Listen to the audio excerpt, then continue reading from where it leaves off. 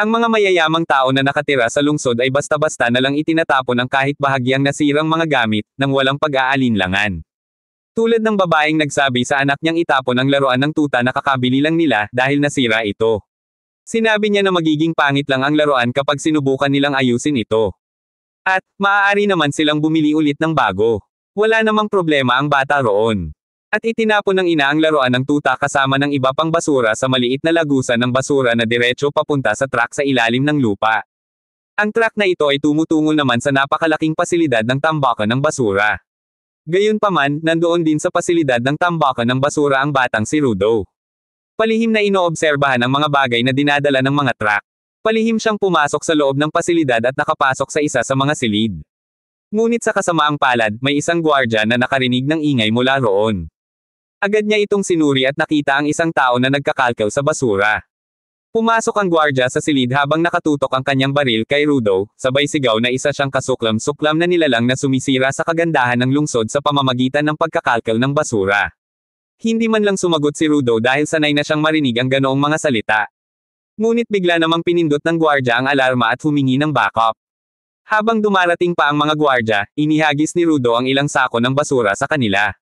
Kaya't pinanood na lang nila siyang umaakyat sa lagusan ng walang nagawa. Lumabas si Rudo sa lagusan malapit sa labasan, ngunit biglang sumara ang gate sa kanyang harapan, at dumating pa ang mga gwardya. Nagsimula silang paputukan siya, ngunit madali lang niyang naiwasan ang mga bala habang gumagawa ng parkour sa pasilyo. Tumakbo siya ng diretso papunta sa labasan. Gayunpaman, tinamaan ng isang ligaw na bala ang braso ni Rudo habang tumatalon siya sa pader. Kaya't nakatakas siya sa paningin ng mga gwardya. Habang abala pa ang mga ito sa paghahanap sa kanya, umahon siya mula sa isang butas ng imburnal. Nagmumura sa mga gwardya dahil, ano raw ang silbi ng pagbabantay ng basura kung wala namang gustong kumuha nito. Kinabukasan, kumalat sa lungsod ang balita tungkol sa mga magnanakaw ng basura, at sinisisi ng mga tao ang mga naninirahan sa squatter. Sa kabilang panig ng pader, alam ng mga taga-squatter kung sino ang dapat sisihin, dahil hindi iyon ang unang beses na pumasok si Rudo sa pasilidad ng basura. Iniisip nilang isang araw ay mahuhuli rin siya, at karamihan pa nga sa kanila ay umaasang mangyari iyon. Hindi alintana ni Rudo ang mga iyon habang inaayos niya ang kanyang pwesto upang ibenta ang mga naayos na gamit na nakuha niya. Nang dumating ang kanyang kaibigang si Chiwa at sinermonan siya, tinanong siya nito, bakit mo inilalagay ang iyong sarili sa panganib para lang mamulot ng basura ng mga taga-lungsod? Sumagot si Rudo na ang mga mayayamang iyon ay walang pakialam sa pagtatapon ng mga bagay na maayos pa. Naawa ako sa mga bagay na basta na lang nila itinatapon, kaya't kinukuha ko ang mga iyon. At dahil maaari pa itong pagkakitaan. Mukhang naunawaan naman siya ni Chiwa. Ngunit biglang dumating ang tatlong batang lalaki na isa sa kanila ay nakatikip pa ang ilong habang sinasabi na may amoy basura daw sa paligid. Sinabihan nila si Chiwa na lumayo kay Rudo kung ayaw din niyang maging amoy basura. At niliit din nila ang makapal na itim na guwantes ni Rudo na, ayon sa kanila, ay hindi pa nahugasan mula pa noong panahon ni Obama, at sinabing, kapag hinawakan ka yun, magkakaroon ka ng rashes. Sinipa ng isa sa mga batang lalaki ang lampara na kakaayos lang ni Rudo, sabay sabing, walang bibili ng basurang iyan sa iyo. Sinabi rin niyang mas nakakatakot pa ang mga kamay ni Rudo kaysa sa guwantes, kaya niya ito itinatago. Tahimik lang na pinakinggan ni Rudo ang lahat ng kanilang panlalait. Ngunit nang tawagin siya ng isa bilang, anak ng mamamatay tao, bigla siyang nag-init ng ulo. Hindi pa rin tumigil ang mga bata at sinabing ginawa raw ang squatter upang ikulong ang mga kriminal. At ang mga nakatira roon ngayon ay mga inapo ng mga iyon. Kaya raw, pinipilit nilang panatilihin ang malinis na reputasyon ng lugar. Ngunit dinala raw ng ama ni Rudo ang kahihiyan sa kanila ng maging mamamatay tao ito. Hindi na napigilan ni Rudo ang kanyang galit, at binigyan niya ng matalim na titig ang mga bata hanggang sa matakot ang mga ito at agad na umalis papalayo, habang patuloy pa rin sa pagmumura at sinasabing magiging mamamatay tao rin siya balang araw, tulad ng kanyang ama. Tahimik na muling inayos ni Rudo ang lampara, at sinabi ni Chiwa na naniniwala siyang mabuting tao si Rudo, at hindi siya magiging katulad ng kanyang ama. Namula siya sa hiya nang marinig iyon. Ngunit bago pa siya makapagpasalamat, napansin ni Chiwa ang laruan ng tuta na nakuha ni Rudo mula sa tambakan kagabi. Lumabas na ang totoo, dinala pala ni Rudo ang laruan ng tuta bilang regalo para kay Chiwa. Ngunit bago pa niya ito maibigay dumating ang ina ni Chiwa at pinauwi siya nito. Umuwi na din si Rudo pagkatapos noon at nadatnan niyang naghihintay sa kanya ang ama na umampon sa kanya na si Reto. Bigla siyang ginaya ni Reto kung gaano siya kabalis ang ibigay ang tuta kay Chiwa. Kaya't namula siya sa hiya dahil hindi niya napansing pinapanood pala siya nito. Sinabi ni Reto na pag-uusapan nila iyon mamaya, dahil una muna nilang dapat pag-usapan ang ginawang pag-puzzlet ni Rudo sa tambakan ng basura. Pagkatapos ay sinabi ni Reto kay Rudo na hindi niya kailangang magsumikap ng husto dahil hindi naman sila ganoon kahirap. Iniisip ni Reto na marahil ay nakakaramdam si Rudo ng kaunting utang na loob dahil inampon niya ito matapos itapon sa hukay ang tunay niyang ama dahil sa pagpatay. Ngunit sagot ni Rudo, hindi iyon ang dahilan. Itinuturing mo ako bilang tunay na pamilya, at gusto ko lamang gampanan ang aking parte. Ngumiti si Reto at sinabihan siyang maging ganoon din ka-honest kay Chiwa, dahil baka maagaw pa ito ng iba.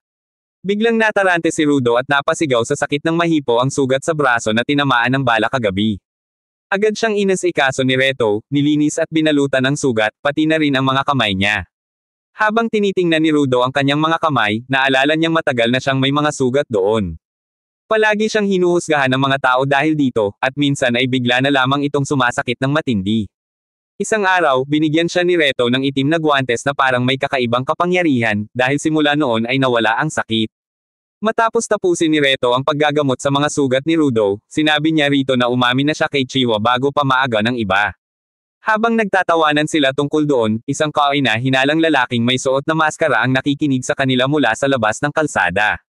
Kinabukasan, nag-ipon ng lakas ng loob si Rudo para ipahayag ang kanyang nararamdaman kay Chiwa. Habang dala ang laruan na tuta, naglakad siya papunta sa bahay nila. Ngunit sa daan, nakakita siya ng tanawin na karaniwan na sa squatter. Sa gilid ng lugar, may isang hukay kung saan itinatapon ang lahat ng basura at mga kriminal na may mabigat na kasalanan. Sa araw na iyon, may isa na namang kriminal na itinatapon doon, at pinanood lamang ito ni Rudo habang iniisip kung ano ang nangyayari sa mga taong nahuhulog sa hukay. Dumating si Chiwa at sinabing nakakatindig balahibo ang tanawing iyon. Biglang natarante si Rudo dahil hindi pa siya handang makaharap si Chiwa. Nagsimula silang mag-usap tungkol sa mga parusa at mga bagay-bagay. At sinabi ni Chiwa na ayaw niyang matulad si Rudo sa mga itinapon sa hukay. Sabi niya, maaaring maraming bagay ang hindi dapat itapon bilang basura, pero hindi iyon sapat na dahilan para isugal ang sariling buhay. Sumang-ayon si Rudo at sinabing, iyon din ang sinabi sa akin ni Reto. Tumango si Chiwa at sinabing, syempre, kasi mahal ka ni Reto.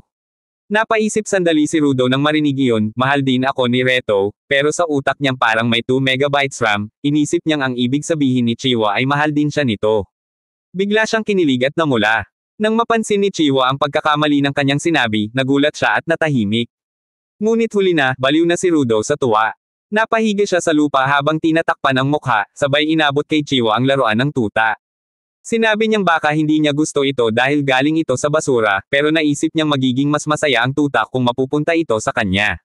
Sa kanyang labis na tuwa, tinanggap ni Chiwa ang laruan at sinabing iingatan niya ito. Mas naging masaya pa si Rudo kaysa dati. Tumatalon siya at kumari pa ng takbo at iniisip kung paano niya ipagmamalaki kay Reto ang nangyari. Sa kakatakbo niya, nabunggo niya ang ilang gwardya ngunit hindi siya pinansin ng mga ito.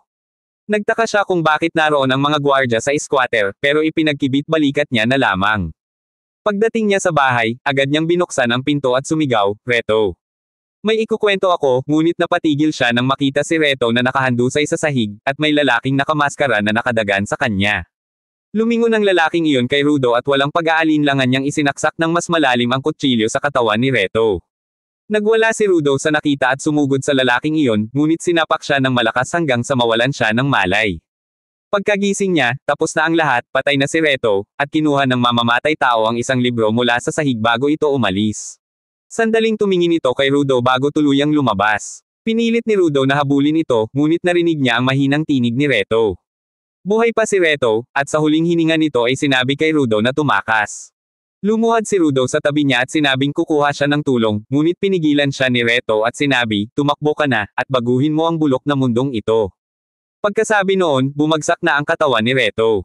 Hindi makapaniwala si Rudo sa nangyayari. Dumating ang mga sundalo at agad siyang pinatumba gamit ang kuryente.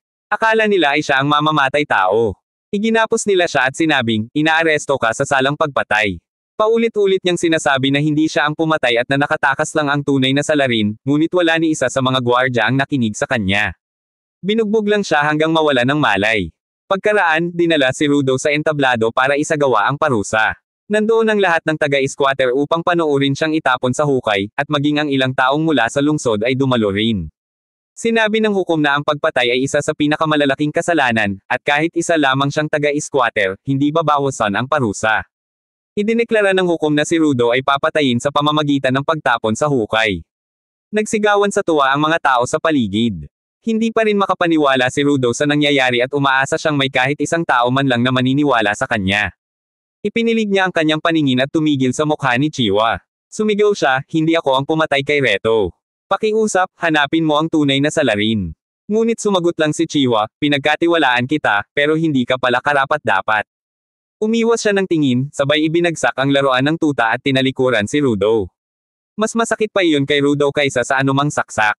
Napuno siya ng galit at sumigaw sa mga taong tinatawag siyang basura ng lipunan. "Kayo ang tunay na basura." Sigaw niya, "Wala kayong utak. Wala kayong kaluluwa." Nangako siyang dadalhin niya sila lahat sa impyerno, ngunit bigla niyang napansin ang lalaking nakamaskara, nakatayo rin sa gitna ng mga tao. Wala na siyang pagkakataon para magsalita, dahil inihulog na siya mula sa napakalalim na hukay. Habang nahuhulog siya, pakiramdam niya ay napakatagal ng pagbagsak, hanggang sa mawalan siya ng malay. Pagdilat niya, bumalot sa kanya ang mga tumpok ng basura na siyang tumanggap sa pagbagsak niya. Hindi siya makapaniwala na buhay pa siya. Napaisip siya kung paano iyon nangyari, ngunit agad siyang napatikip ng ilong nang maramdaman ang matinding amoy ng lugar. Maging siya, na sanay sa basura, ay napilitang takpan ang kanyang ilong. Pagtingin niya sa paligid, nakita niya ang isang malakaragatang binubuo ng tambak ng basura at mga bagay na hindi niya kilala. Naguguluhan siyang tinanong ang sarili, anong lugar ito? Nang bigla na lamang siyang matakpan ng anino, at pagtingin niya ay isang dambuhalang nilalang na gawa sa basura, nakabuyangyang ang mga pangil at nakatingin diretso sa kanya.